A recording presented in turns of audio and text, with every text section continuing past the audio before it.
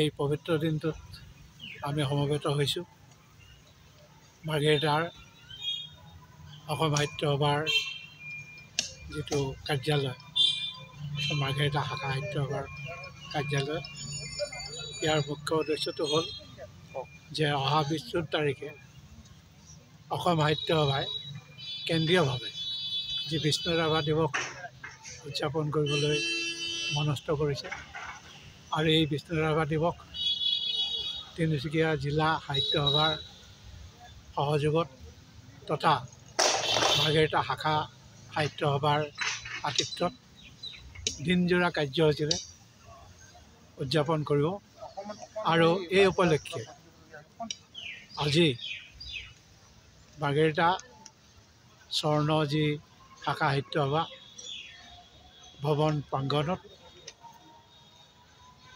সেই দিনটো উদযাপন উপলক্ষে যিটি মণ্ডপ তৈয়াৰ হ'ব, তাৰ আজি লাই খুঁটা স্থাপন কৰা হৈছে।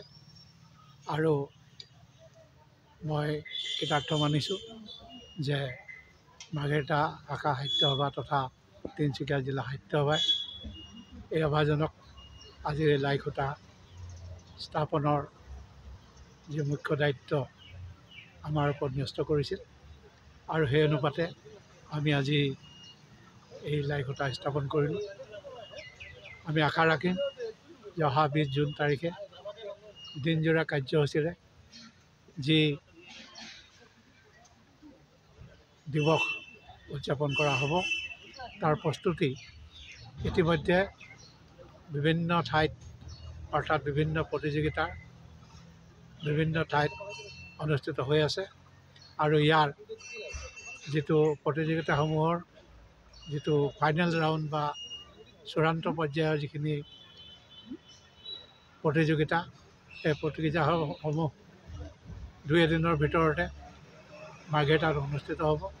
আৰু তাৰ পাছতে সদল বলে সকলোৱে আমি এই কাৰ্যসূচীটো ৰূপায়ণ কৰিবৰ কাৰণে, সফলভাৱে ৰূপায়ণ কৰিবৰ কাৰণে উঠি পৰি লাগিম।